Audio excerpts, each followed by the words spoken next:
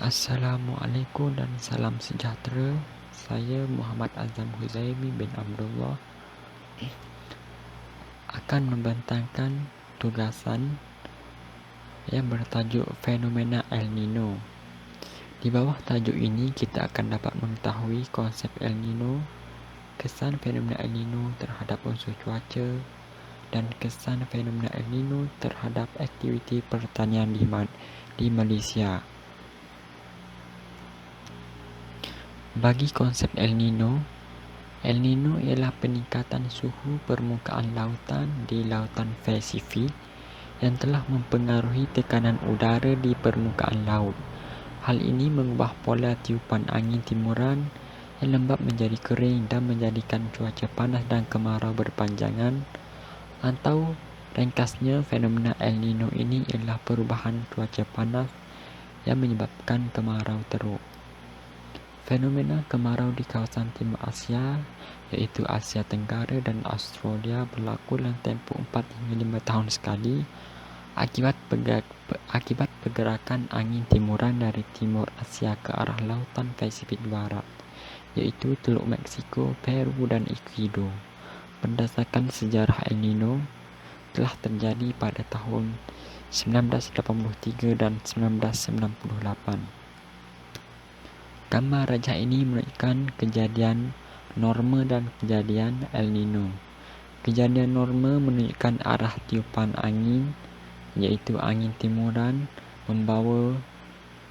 biasanya bertiup dari timur ke barat, manakala kejadian El Nino, angin baratan yang bertiup ke timur Pasifik.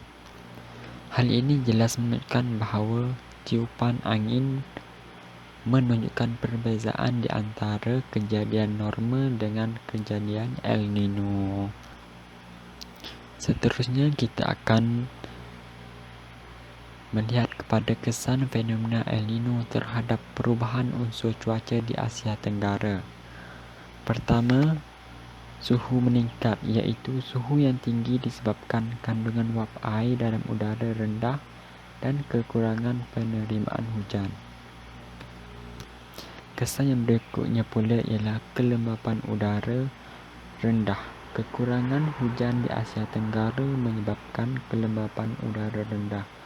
Hal ini disebabkan keadaan cuaca yang panas dan kering, lalu mengurangkan kandungan wap air yang terdapat di udara.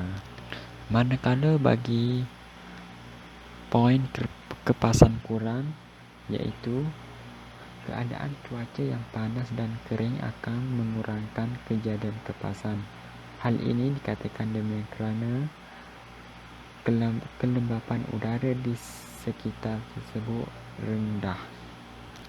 Kesan fenomena El Nino ini juga kita dapat melihat dari segi tekanan udara, iaitu keadaan cuaca yang panas dan kering yang berpanjangan menyebabkan udara bertekanan rendah terhasil.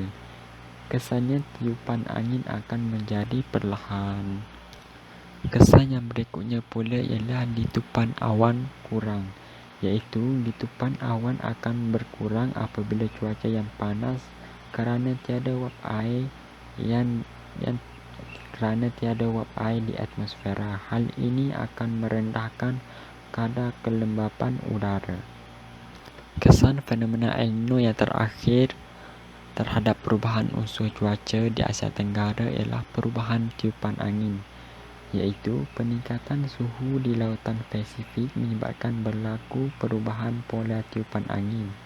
Hal ini dapat dilihat apabila angin baratan akan bertiup ke timur Pasifik berbanding kejadian normal yang angin timuran bertiup ke barat Pasifik.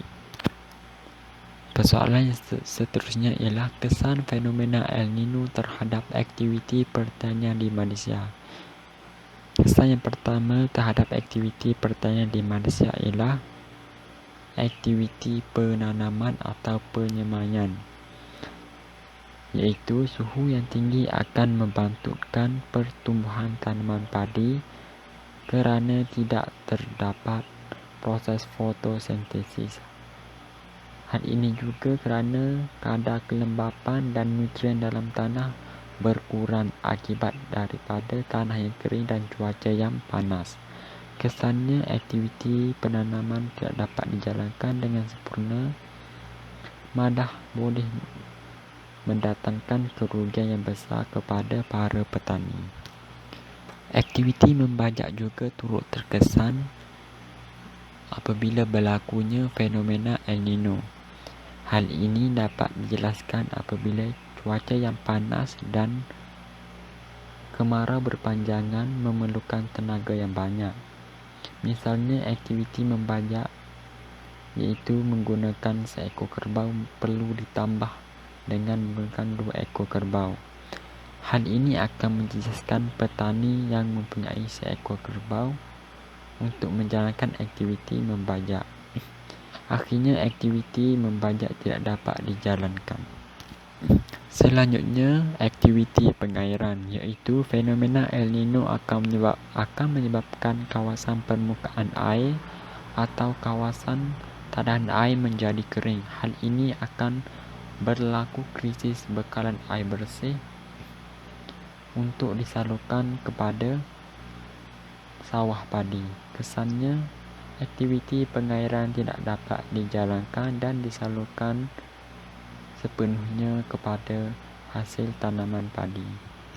Aktiviti penuaian merupakan kesan yang terakhir akibat daripada fenomena El Nino, iaitu fenomena El Nino akan mengurangkan pergerakan para petani. Hal ini disebabkan suhu yang tinggi di luar rumah yang mampu memudaratkan kesihatan yang boleh menyebabkan para petani pingsan disebabkan cuaca yang panas terik. Kesannya, aktiviti penuaian tidak dapat dijalankan. Gambar ini jelas menunjukkan kesan daripada fenomena El Nino terhadap aktiviti pertanian di Malaysia. Terima kasih kerana sudi mendengar. Sebelum saya mengakhiri pembatangan saya pada hari ini, saya ingin memberikan 4 gerak pantun, iaitu pulang ke rumah pukul 1, ternampak pokok pohonnya lebat. Segala info harap membantu. Semoga faham dan bermanfaat. Sekian, terima kasih.